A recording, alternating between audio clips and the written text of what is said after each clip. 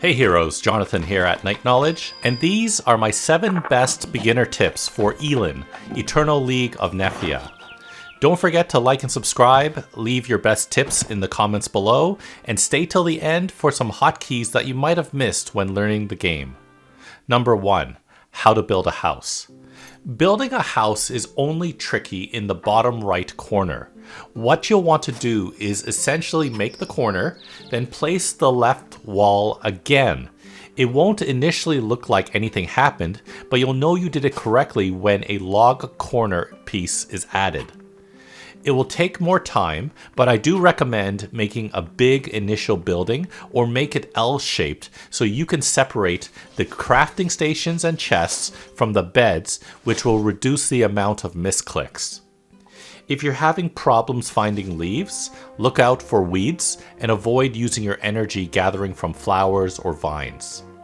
Number 2, how to keep yourself fed. You'll need to eat daily, and you can tell if you're hungry by the status indicator in the bottom left of the screen. In the early game, look out for berry bushes, appy bushes, or mushrooms, although don't go crazy carrying too much at one time, as they'll go stale and eventually go rotten. If I'm just doing stuff around my base, I'll keep about 3 berries on me, double if I'm in a dungeon. When you're stronger and better equipped, you can explore nearby locations and kill wildlife for meat and loot eggs from nests. Be mindful of some combat abilities that cost energy that'll make you tired quicker, requiring you to sleep more frequently and then become hungry more often, defeating this purpose. You can get a great item early in the game from the starter NPC, Fiamma, a 9-slot cooler that keeps food fresh longer. Fiamma gives you a quest to find a puppy in the puppy cave, normally to the northwest of your base.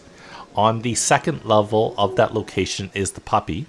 Make sure it survives and talk to Fiamma, and she'll give you the cooler as a reward. You can then keep it on you or leave it back at your base to feed people. Number 3, early weapons. Being able to make weapons as soon as possible will mean you can start adventuring outside your base quicker. You do this by first making a workbench, then a carpenter's bench. By combining string, 2 sticks, and 2 wood, you'll be able to make a random melee weapon.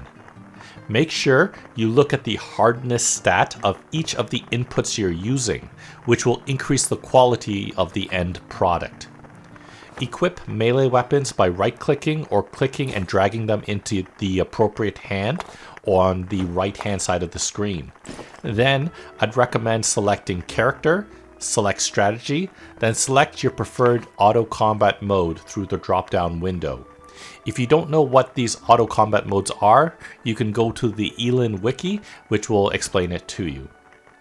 If you're looking for an upgrade, look out for the Mason's Bench that can make stronger melee weapons and a chest piece. Number 4. Guards, the natural guides. If you're in town for the first time, you may not know where things are. If you speak with a guard, you can select the option Where Is, and it'll auto-move you to that person. This will help you find blacksmiths, innkeepers, trainers, and even the tax box or quest board. If you want to save time, use the guards. Number 5. How to identify items. There are 2 ways you can identify items, either by yourself or by paying the mage NPC. Either way, you'll be headed to the Tinker's camp, which is to the northeast of your base.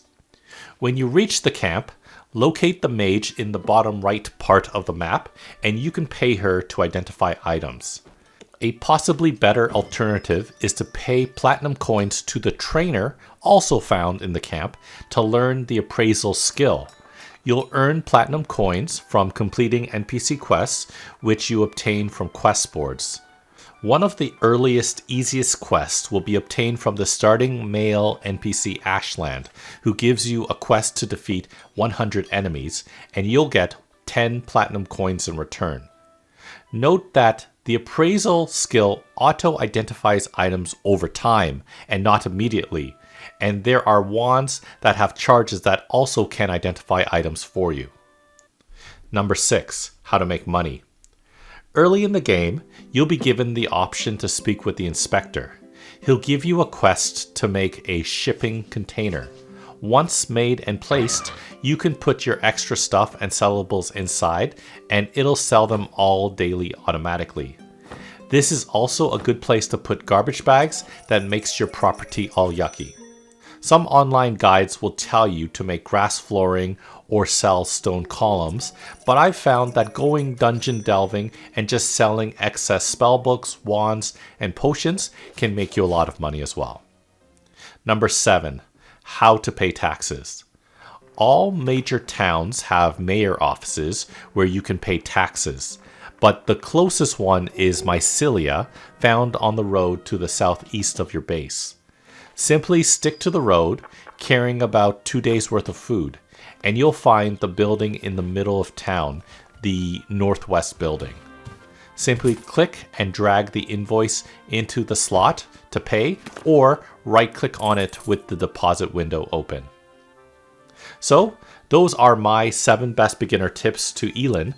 Thanks for sticking with me, and now let's go over some helpful hotkeys that you might have missed. Starting with Tab to open and close your backpack, R to rotate any items you want to place.